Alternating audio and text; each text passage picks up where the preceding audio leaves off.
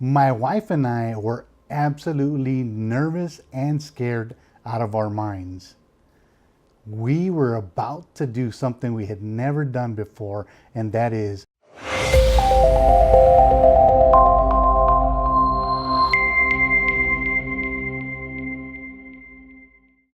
buy a new home. So when my wife and I got stationed at MacDill Air Force Base in Tampa Bay, Florida, we knew nobody. I had just barely gone to work, but we decided that we wanted to buy a home. That was the next natural step in our relationship. So what we did is we couldn't rely, like I said, on friends or family, because I'm sure you either know a realtor or are related to a realtor.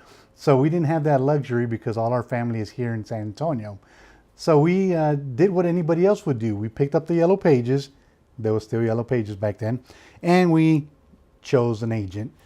We never even thought about interviewing or talking to multiple agents. We got the first one straight out of the phone book and bam, we were on our way. Boy, was that a mistake. That's a different episode though. So we started to look for homes, and let me paint a picture, because this was right after the housing market crash. So there was a ton of homes available. However, none of them were really available. There was a lot of short sales and there was a lot of foreclosures, and the banks were just not moving on any of those deals. They were just sitting still. So or just like the market today where there's very low inventory, that was the case back then. There was a lot of homes, but the inventory was very low. Putting an offer on a home was very challenging because everybody was putting offers on homes and everybody wanted to get the house. Just like in today's market here in San Antonio, multiple offer situations are not uncommon. Talk about adding more stress to an already stressful situation, right? So my wife and I, we continued to go through the process. We would put a bid on a home, we'd lose out. We'd go to the next home, we'd lose out, until finally we found the right home. We found the home that we loved, and we talked to our agent and said, hey, put in a full price offer on this house. And guess what she did? She fought us. My wife and I were already tired. We were, worried we weren't going to find a house. We were, exhausted, frustrated, anything else that you can think of that is not a happy place. That's what my wife and I were. We just wanted to get a home and move on with our lives. Well, needless to say, our agent disregarded what we wanted, and I ended up firing her.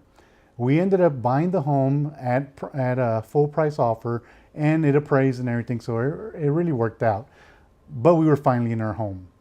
Going through that frustration and going through all the fear, the nervousness, and all the other bad emotions that come along with the stressful situation like that, I learned one thing. I learned that I did not like going through those emotions. So back then, I was active duty Air Force. I never thought about being a realtor, never desired to be a realtor, but hey, look at me now. Here I am, right? So I use that experience to help my clients. I never want my clients to not know what's going on. I never want my clients to feel anxious or nervous or fearful of anything. Stress, when you're dealing with me, is at a minimum, okay? I do my best to explain everything thoroughly, and before I ask you for your signature, I make sure that you fully understand what you're getting into. So that's how I deal with that experience. I love that I went through it. I didn't love it at the time, but it did shape who I am today. So when I have a client, whether it's buying a home or selling the home, I try to make it the best experience possible. Are you thinking about selling a home, or are you thinking about buying a home? Or maybe you have a relative that is thinking about selling or buying, or both. Let me know. I'd love to help. I know this weekend is really hot, so make sure that you hydrate while you're out there. If you're working, take breaks, have fun, and enjoy the weather, because soon enough, believe it or not, it's going to get cold and you're going to be wishing it was hot. So until next time, talk to you later. Have a great weekend and peace out.